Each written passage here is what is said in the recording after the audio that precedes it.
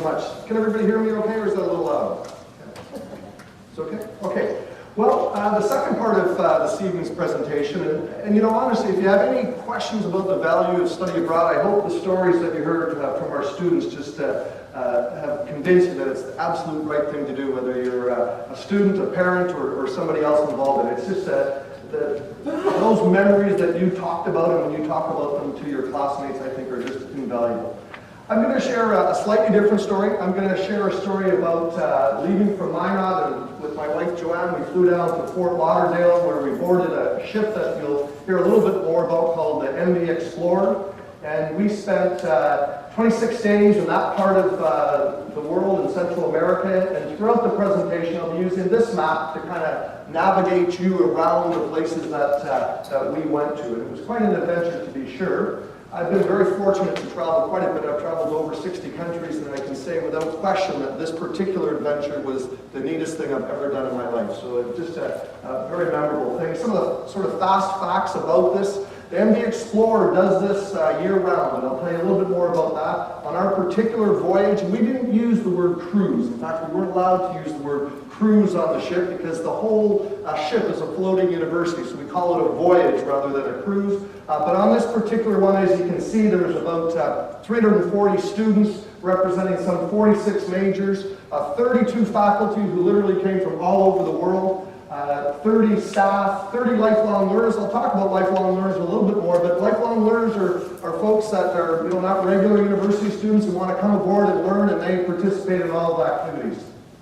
We had students and faculty from 186 universities in 17 countries, and we spent 26 days together sailing to 7 countries. One of the neatest things for sure that I saw was this concept that I've never heard of, because on day 1 in the Bahamas, when the students got on, they do this thing called speed friending, and it seemed by the end of day 1, they all 325 knew each other. How they do this, I don't know, but it's a little bit of magic. So I want to play a short video that just kind of gives an overview of the whole program, and then I'll talk specifically about some of the places that we traveled to. At the heart of Semester at Sea is the MV Explorer, a 25,000-ton passenger ship built in 2002 and converted for Semester at Sea into a floating university. Sea life is incredible. It is 20 times better than I could have imagined. You can't beat this. Coming into it, I tried to do as much research as possible to figure out what life would be like aboard the ship, but I really had no idea, and it's just been amazing. I love being on the ship just as much as visiting the countries. We just have everything we need aboard, but I really like it. It really feels like home. It's felt like home for the past 2 months. The ship and the community that develops each semester is a central part of the Semester at Sea experience. The students are great. I've met some amazing people on this voyage. I've made so many friends, and we became very close so quickly. Being able to see all my friends and hanging out with everyone's been a great time. The close interaction of a diverse student body plays a key role in the development of the shipboard community. In the unique academic environment on Semester at Sea, students and faculty experience the curriculum together and connect in ways that are just not possible on a typical campus. As a Rainbow Nation, so there's no such thing as one typical African culture, because for me, culture is a way of life. Just through the courses I've taken on this ship and professors and other people I've met in countries on the ship, it's just been incredible. I've learned so much about these countries that we visited, that I'll have that for the rest of my life. Each semester brings a new group of faculty to Semester at Sea, and like the students, they represent a multitude of colleges and universities. My classes have been great, mostly because of the professors I had. They had so much for me to learn from them. Classes were excellent. I had geography classes, I had oceanography and geohazards. You're able to speak with your professors one-on-one, and I mean, it's a lot of work, but their job is you. So you get to ask them questions and go over your papers and get into more detail that you wouldn't be able to get back home in your home school or university. So that's a little bit about Semester at Sea in general. Semester at Sea does 4 voyages a year. 2 are semester long that are a little over 100 days. They also do the summer one, which is 66 days. And the story that I'm going to tell you about is the shortest one called the Maymester, which is 26 days. So the students got on in the Bahamas. The faculty and staff got on in Florida, and we sailed across. And on that overnight trip, we did our orientation. But there's a picture of me in Bahamas greeting the students. This is kind of a fun picture. It really doesn't tell the whole story, but that's the parents sitting on the pier as we're sailing away, saying farewell to their students, wondering if they're going to come back in 26 days or not. This was kind of a fun day. This was the first night we left the Bahamas, and that night, because it's such a compressed semester, students had to decide if they were going to add or drop courses on the very first day. So we had an opportunity where students could come and meet us in, this was in one of the restaurants, and talk about the courses. This particular fun story, because this young man was from China, and we were having a good conversation with him, and a couple minutes later, another student, who I'll show you in a minute, showed up, and it turned out that they were from the same hometown in China, and met for the first time on this ship. So talk about a small world and some of the things that you can learn about. So we went from the Bahamas down, our first port of call was Trinidad and Tobago. Part of the semester at sea is 20% of the grade is, the student's grade is based on adventures on shore. While they're at sea, so in our particular voyage, we had 11 sea days, which are typical class days, so students go to a class like you saw in that video. But on the days that we're in port, faculty lead a series of adventures tied to the learning of that particular class. So these are 3 of my students. I was teaching an international management class. And in this particular class, I had a young lady from Germany, one from Singapore, and one from Virginia. But that just gives you an idea of the sort of demographics on board. And what we're actually at here is at a wildfowl trust that's in the middle of a large oil refinery. And what we were really studying is, can large businesses give back to the community? And that was really our purpose of being there. Students had the opportunity to touch some creatures. There was one young lady who was petrified of snakes, but she touched a snake there for the first time. And then that day ended with us meeting with the senior vice president from that large petrochemical company, and he talked to the students about whether the environment's important to their company or not. And it was fantastic to see the sorts of questions that the students asked these executives along the way. So that was just a snapshot of Trinidad. Our next stop was in Panama. Here's a picture of some students at Panama City. Panama City is an amazing city, much more construction than I would have imagined. But one of the things you find with Semester at Sea is students are always huddling together to get pictures. So these are a group of students that might not have all known each other all that well, but they wanted to have their picture there. While we were in Panama, we were actually staying in a city called Cologne, which is likely the most dangerous city in Central America. And so why would we be in a city like that? Well, we're there because part of the adventure is learning about the real world. So the vessel very seldom goes into big cruise ports. It regularly goes into smaller cities, and or not necessarily smaller cities, but working ports and the like. And in Cologne, for instance, it was important that the students understood that there were some very, very dangerous parts of that city. Now, is that a good thing for students? Well, I think it is, because before each port, we would have a port visit or a port talk where we would learn about what the State Department thought about it. We'd have experts on the port tell us where to go and where not to go. Now we were visiting on a tour in Panama City, and the students are looking at a house that they were actually kind of not sure why it was of any significance at all, and I'd just like to blow up that little part. And it was actually Norega's house, but most of the students were so young, and I suspect some of our students in the front might not recognize that name, but for some of us older folks, that was a very important part of Panamanian history. Next, we went on to Costa Rica, and here this is a group of students as another one of these adventures where they're learning about a business. So in this case, we went to an adventure park that had been set up by a young entrepreneur, just a fascinating young man who took a huge risk. Thought he was starting a business that would cost about $300,000, and it cost $5 million before they opened. But he's doing very, very well, and the students related very well with him. That's Joanne and I getting ready to go ziplining. And so one of the things they did this at Adventure Park was ziplining. Joanne will tell you ziplining is a lot of fun. She's lying. It's a horrible experience. Don't ever try it. Next we went to Honduras, and Honduras is, part of the Semester at Sea is they stress this idea of global comparative education. So for instance, in my class, every port we went to, we talked about the business styles of that particular country and the culture of that country, and really, from a business point of view, things like gross domestic product and the like. And Honduras was certainly one of the poorest countries that we went to. This is the port that we were in, and again, just to demonstrate that we go into working ports, so the students can see what it's really, really like to be in those ports.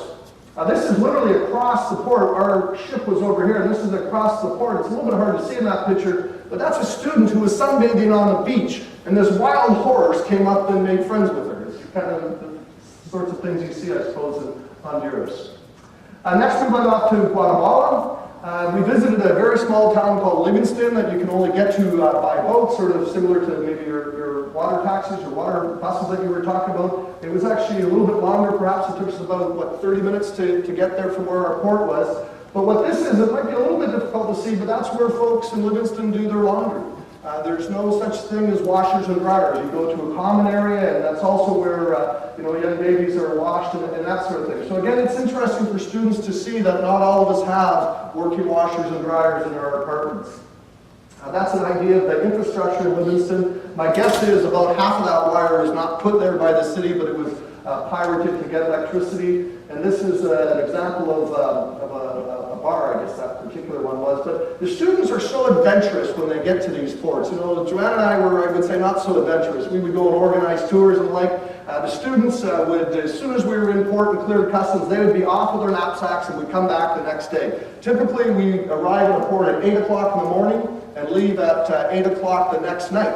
And once we're ashore, students are free to do anything that they want to do. If they're going to stay out overnight, they have to register just so we know roughly where they are, but it was fascinating to see how the students, how adventurous they were. The one rule was they had to travel in packs, so students never went anywhere individually, and specifically our doctor on board recommended all the time that young ladies not travel alone, that they have a guy with them. This was great news to the guys because 2/3 of the students were women, only 1/3 were guys, so even the guys who might not have been the most Arnold Schwarzenegger types could easily find a pack of gals to tour around with.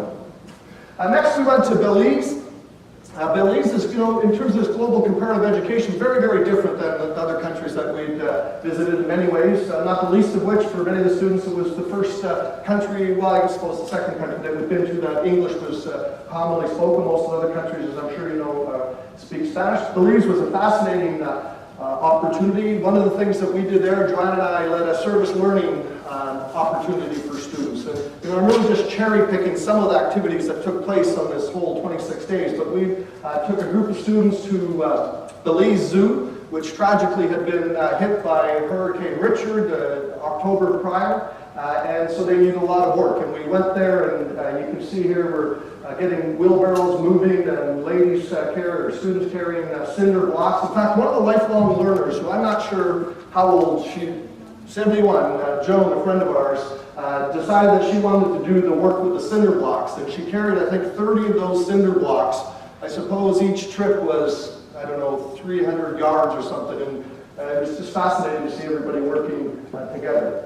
And at the end of it, this is the zoo director, who herself is a fascinating woman, and started this zoo because she'd been down in Belize working with a film crew from Hollywood, and they used a bunch of creatures for this movie. And at the end of the movie, their solution is we'll just leave the animals. And she said, well, you really can't do that. So 20 years ago, she set up this foundation in this zoo. And what she does a lot of work with now is jaguars.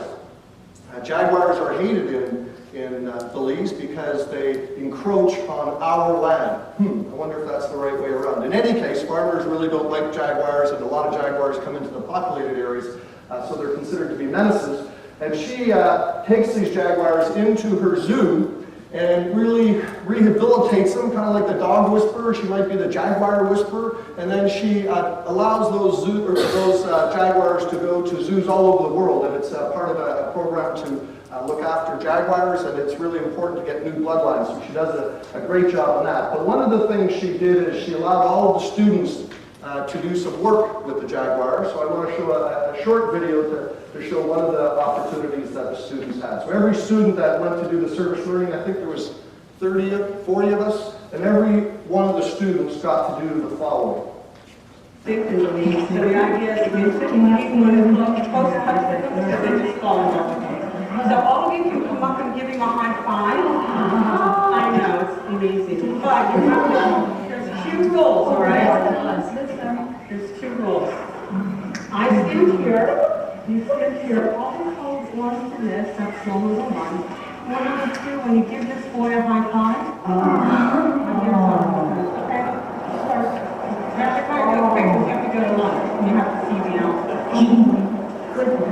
This is the first student going out to work with Jaguar.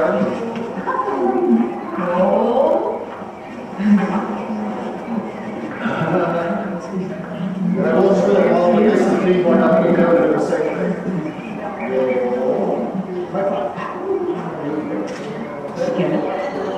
But just a great opportunity for students to be able to give back a little bit. They actually pay to go do that work at the zoo, which is a good thing for them to have the opportunity to volunteer. And I think all of them enjoyed that day. It was a long day, a hot day, but a good day all in all. So that's kind of a gallop through what we did on semester. And see, this is a picture of the entire ship's company, and just to give you some ideas, there's a staff member. This is a lifelong learner here. That was our dean of students. And all of the people come together. So none of these people had met each other before we got to the Bahamas. The faculty, as I said, we arrived 1 day early, but we'd never met the deans that we were going to be working with. We'd talked to them by email and that sort of thing, but it's just a little bit of magic how everybody shows up and it works. I mean, I just find it amazing. You have to bring everybody on board. We had 2 librarians. If you think of a typical cruise ship, many of you have been on cruise ships, I suspect, where you would have a casino, on our ship was the library. So they'd taken the casino out and put the library in. So just fascinating how they make that work. I want to just talk just for a minute about rhythm. Well, before I do that, about the people, they're always looking, Semester at Sea, for staff members and faculty to be part of it. So if you're interested in that, they're looking for people to do those sorts of things. And the staff members go they have what we would call resident hall assistants. They have those on board, and you're living each of the sort of corridors on the vessel is a different sea. So there was the Caribbean Sea, the Mediterranean Sea. That would equate to being cook hall or another residence hall on board. And it's neat how they do all of those activities. Anna, who was dean of students, they had activities going non-stop. So a typical day for a student is you would be in class with your regular professor for 2.5 hours every day. Some of the students were taking an optional Spanish class. I would say about half. Well, about half started. It was a very tough class, so not that many stayed in it. But about half maybe started off in Spanish class, and that's another hour in the classroom. And then all of us got together at the end of the day for a class. So all 325 students were together in a class called Global Studies, where we tried to connect the dots, if you like, about everything that we've been doing. We had special court lecturers that would come in and the like. But what the other fascinating thing is when students were not in class, because if you do the math, you can see about half of the time they were not actually in the classroom, they were busy studying. And you'd see them by the pool with their textbook or in one of the lounges with their laptop. And it was just fascinating to see how serious they were about their education, both the education that we did on the ship and the education that we did off. What I'd like to do is just give you an idea of what these things cost. So what you'll see on each of the next 4 slides is the next 4 main voyages. So Semester at Sea, starting with the short term next year, the Maymester, and that's starting in May. Starting in Costa Rica, going down to Peru, then through the canal, and back up to Florida, but also stopping in Havana. And for American students, that's quite an opportunity to be able to visit Cuba. So 7 countries, 26 days, and it starts off at, for your tuition, room and board, everything once you're on the ship, doesn't include your flights down, starts off at about $3,400 and goes up to $4,800. That depends on the type of cabin you want. So if you're willing to do 2 to a room on the inside, that gives you an idea. The summer one next year, typically their summer ones go from North America into the Mediterranean. They're doing 7 countries in 66 days, and you can see that they earn 9 to 12 credits. It's very important to know that those credits are transferable to our university and most other universities. The academic sponsor is the University of Virginia, a great school, and so the credits are transferable. And then, the incredibly cool ones, if you have the time and I suppose the money, are the full semester at sea. And that's over 100 days. In the fall, they typically do around the Atlantic, but quite a great number of countries. And then in the spring, they circumnavigate the globe. And this year, or in 2013, they're starting in Florida, going all the way around, and actually ended up in Barcelona. But that just gives you an idea of some of the costs. I truly believe that the Maymester is great value for money, especially compared to the other ones. I mean, wouldn't we all love to spend a full semester at sea and have $30,000 to do it? Sure, but most of us can't do that. Many students probably could find a way. I mean, it's not a small amount of money, but many students probably could find a way to do that. So these prices are all student prices. There's also prices for lifelong learners, but I'd be happy to point you in the right direction. But really, if you want more information, semesteratsea.org. Incredibly great opportunity. It's a not-for-profit, so that they don't do this to make money. They do it to make sure as many students as possible can see the world. And I think, given that we're running a little bit short on time, we'll pause there and see if there's any questions. And especially for the students, do we have any questions for the students or anybody else? I know it was a bit of a gallop, but we wanted to try to pack as much in as we possibly could. And we're going to be around certainly after to talk and share. And I've got some information here on Semester at Sea, and you've got some information on your program. So any general questions or specific questions for us? What kind of credits does that cruise come from? Like English or humanities? Yep. It varies for each voyage, but you can go on to the web page that I showed you, and they will show you the classes that are available.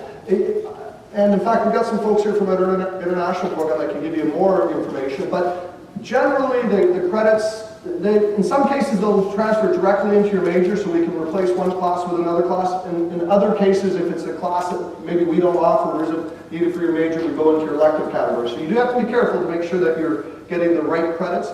But on the Maymesters, there was a whole variety of classes. The focus of the Maymester this year was engineering and new tomorrows. So they had a lot of engineering-focused classes, but they were open to all majors. So you could take one of these classes. They had really neat classes on some energy things, on water. And I didn't realize how big of a problem water was in so many of these countries. And not the way we had a challenge this year, but I mean, places where people simply don't have safe potable water, and what you can do about that. Another one of the classes, certainly the neatest class on board, was called the $100 Solution.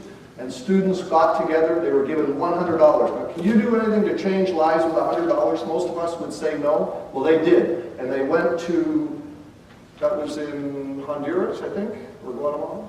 Guatemala. And with $100, they made a difference in some schools. And I think the project they did this year was putting some fans in a school that had never had a fan.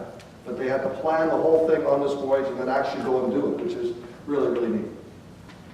But lots of options for classes.